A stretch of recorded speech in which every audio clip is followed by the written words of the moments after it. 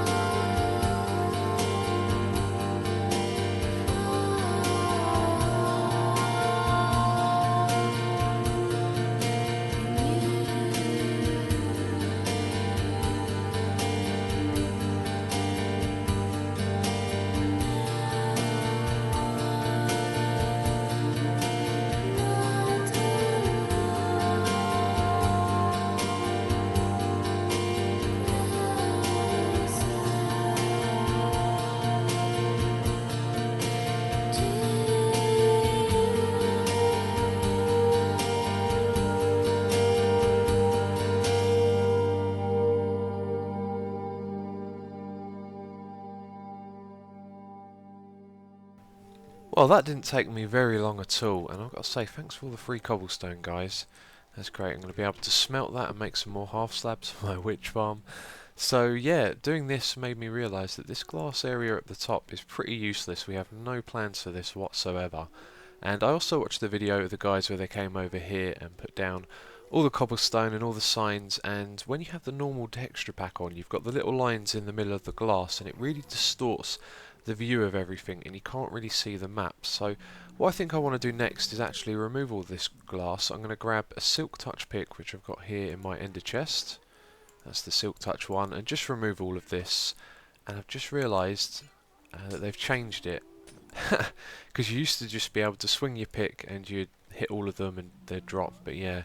So it's going to take me a little longer than expected, and I want to remove this cobblestone pillar with the ladder on as well, and just have a nether brick pillar from this point here, just going down, which I think would look pretty decent actually. Well, there you go. I think that looks a lot better, and now that I stand down the back here, I realised that the view without the glass roof from down here is also a lot better. We can really see the size and scale of the pyramid, so that was definitely a good decision, and the entrance doesn't look too bad, just to have a ladder like that. I think I'm going to remove the bottom block though and replace that with glass at some point. But now that all of that is cleared up, we can move on to what I wanted to do this episode, and I'm actually going to head over to the spawn village and I'll tell you about it when I get there. So here we are back at the spawn village, and for a long time I've been discussing this idea, and today I'm going to start it. Now I can't remember if I've actually mentioned it in an episode, but I've talked about it with the other guys. We need a kind of place to go and hang out and have some fun. That's kind of the thing you would do on a live stream, or maybe just when we want to record some episodes and have some fun with the other people on the server. We need a place to go to that's going to have some activities and different things we can do. And I've had about 101 different ideas of what we can do, and I never put any of them into action. So today we are going to start that by heading over here to the mushroom biome. Now this has been reserved for a long time for all of us to have a community project where we come here and build mini games and all kinds of things like that. Now when I want to start a project, I kind of want to have something to really show you guys, and that's probably why I haven't done this before. I kind of want to bring the end product as well as the idea. And do you know what? It's not loading. The server is just not loading, so I'm going to disconnect and rejoin. There we go. Now I can actually see what I'm talking about.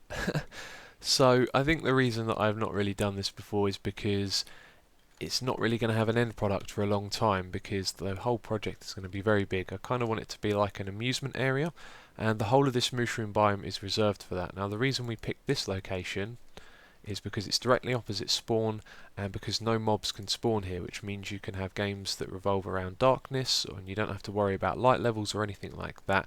And one of the ideas that I suggested before was to have a PvP arena underground, and then there'd be no mobs spawning in there and you could have the light levels down low. So what I'm going to do is set up a little outpost here, and I'm going to extend the bridge over here and then start making some pathways. I'll see if I can figure out something like lots, you know, sort of designate areas for people that want to do different things, but that's going to be kind of difficult because the whole area here is very hilly and I don't really feel like leveling out tons of little areas. So for now I'm just going to build the bridge over here and then make some pathways. That is a really nice view from over here. I think this bridge is going to look really nice when it's finished, but it is taking me a really long time. And I tell you what, I absolutely love these new inventory features where you drag like that and it divides. And then how many do I want? I want 32. Split them in half again, and then I can just drag like that. And I think this is why Dinnerbone added these features. What is that noise? Who the hell is that? It's Red Eyes. Yeah, I invited Red Eyes over here to let's tell him to say hello.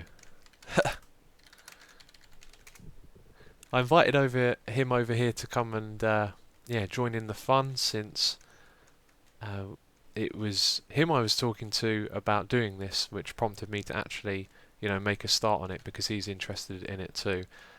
And I've totally lost my train of thought now. Yeah, the Dinnerbone drag stacking thing down here when you're crafting. He's been stalking me for a while. That's hilarious. So I totally lost my train of thought there. What I was trying to say is that I really like the new divide feature. I think that's what you'd call it, like this. It's very useful when you're crafting. Look, I can make 5 doors now.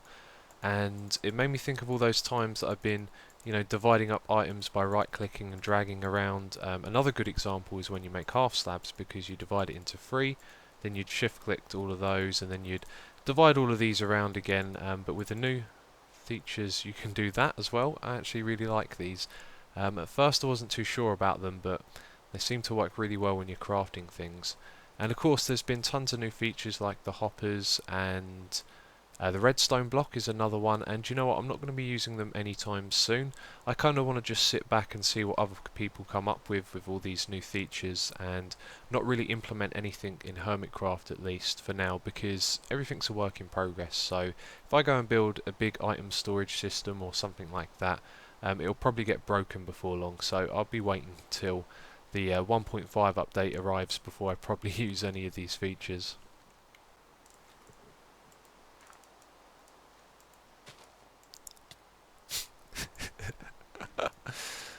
Sorry, Red Eyes. There we go, that took a while, that really did. And I still need to put in a lot of fence posts, but do you know what? If people come down here and add their own little projects, they're going to need little dividers. That's kind of a lame excuse, you just need to remove a few posts, but yeah, I've done with placing them down for now. Our first allocated lot would be over here, this kind of area. I don't know what you could build on it. Maybe if you leveled off the top here, there'd be enough space for something. Maybe we could also build a sign over here so you can see it from spawn. That would be a really cool idea. I'm not sure what I'd put on that. Maybe we could come up with a name for this place. But yeah, now I'm ready to start building my own little mini game, and I've been thinking it over and over again. And do you know what? I think I'm just gonna build a fair amount of it and then explain to you what's going on. Yo. Hey, dude. All right. Yeah, I got to go and eat soon in a minute anyways. All right, I cool. was just about to leave. But, well, anyways, this is my idea for the kind of thing. So you have to shoot. It's like a lob shot, Yeah. and Oh. you lob the arrows down, and they trigger all the the Ah. strings. And basically on the side, there's just a big AND gate. So this gets triggered if you get them all. Yeah. It's really hard, It but it you can looks do it. like it would be.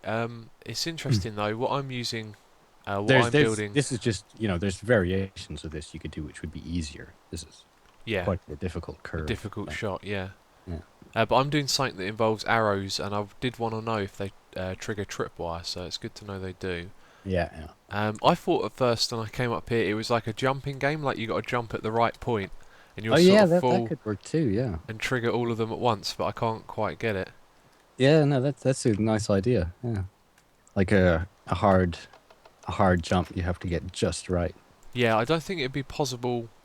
I think it might be possible if some of those blocks were upside down stairs, and then I Yeah, think it yeah. might be able to, because I keep bumping my head on them, and then oh, that might have done it. Watch out. But yeah, my other ideas were sort of like maybe you imagine there's a row of dispensers here, Yeah, and then big ice tray, and they would randomly shoot out items which you either have to intercept or that is a whatever. fantastic idea. And Yeah, there's like pistons coming up to block it or collect it, or But that's the kind of thing I was thinking about. Just little things about this size, maybe a few times bigger, yeah, and then some sort of reward system. that is. But the reason I was calling, I was wondering what your idea for where this would all be would be, or what your idea was. Well, my idea was to use the entire area for Hmm. whatever anyone wanted to build, and this area down here where it's nice and flat, I actually thought would be really cool to have lots of small little mini games like this, so that kind of fits in Yeah. perfectly. Um, The only thing I was thinking is that it might be nice to have some stuff which is visible from spawn. I don't know what you're doing over there. I'm gonna put a sign right by the bridge on the first little part of the island. Oh no, I just mean for videos, so it would look nice in the background. Oh, If you're at spawn, you'd see the island, and there'd be like some sort of interesting stuff on it. oh right, okay. Maybe a grand entrance, Yeah, we could like a do big something like walled that. gated entrance kind of thing, like a zoo. Yeah. Yeah, that would probably be a good idea. Yeah. I'm hoping though that more people will come and get involved in this. Oh, I'm sure they will. It's a great idea doing little mini games like this. Yeah, I think everyone has a good idea for a mini game, every now and then. but there's Mm. nowhere to go and build it. Whereas now, once this is here, I bet you someone will think, oh, that would make a good mini game, and then they Yeah. can be like, well, I can go build it over here. So So is your idea just to lay a sort of central path and then people would just build off of that? yeah, pretty much. It's just going to Okay. come over the hill there, down into this area, and it'll Yeah. probably stop somewhere in the middle here, and then you know, Yeah. little paths Maybe can get lead rid of off, this or lake a bit. yeah, fill that in as well, or leave it Yeah. in as a feature. I don't know. Just let people do whatever they want, really. Well, I was just going to set up my prototypes here just to make sure they actually worked in SMP. Yeah. And yeah, Well, all this right. certainly does. Let me try and give it a It go. does work. Yeah, I've got it to work with arrows. Oh, that is going to be. It's really difficult. I don't know if you can do it quite from there. You just have to tap the button. Yeah. Even in single player, it takes a while to get the hang of it.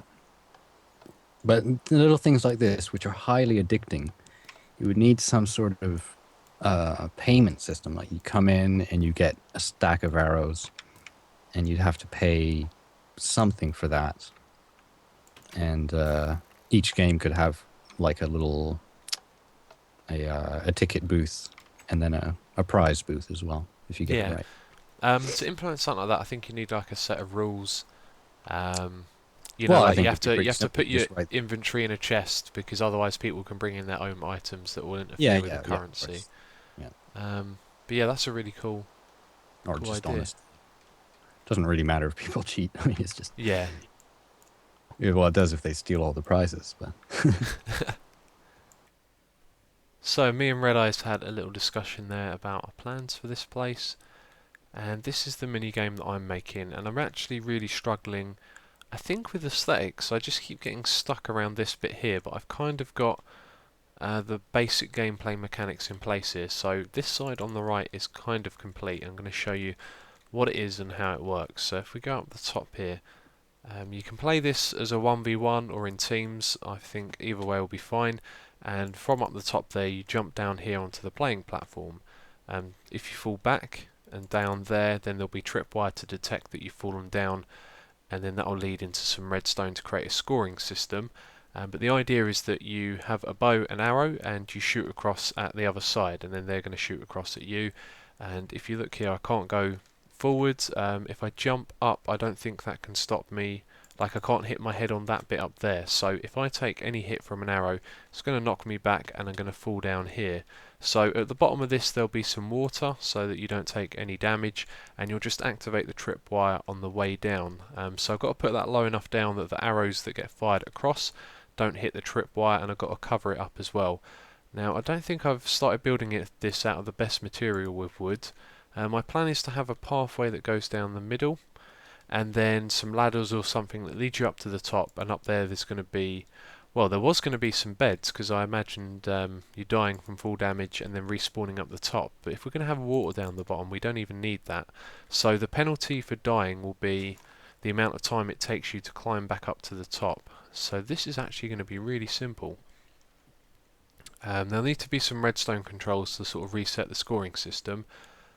But yeah, if I have a wall in front of here, you can't interact with the people over there. You probably have like an infinity bow or just tons of arrows on you, so when you've fallen down you've lost a life, and then you can just come back up the top here, walk around this area and drop in wherever you like.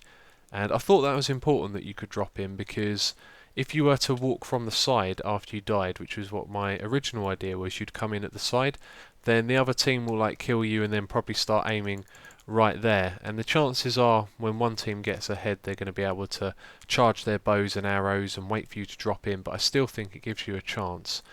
However, at the moment what I'm doing is I'm lowering this down because it's kind of difficult to build all the way up there, and I don't think it's really necessary considering we don't need to do too much with full damage, and we just need to put some tripwire somewhere around here. So my plan was to build a lot more of this, but I don't know, I just kind of got stuck and wanted to have a little bit of an update, and that looks really nice with the sun rising over there. But hopefully when I show you this again it will be closer to complete. So I've spent a really long time working on this, and it's just one of those things, I'm not sure if I like it or not. The building looks kind of boxy. I think I was okay with it until I went down this bridge. I went to get some food and then I thought, I'd light it up with some torches after, and it looks really nice at night when it's all lit up. But then I saw the building from back over here, and it just looked really ugly.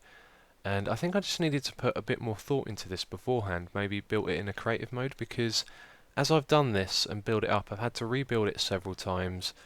And yeah, just certain things about it aren't really positioned too well. For example, the tripwires, there's probably a more effective place that I could fit that.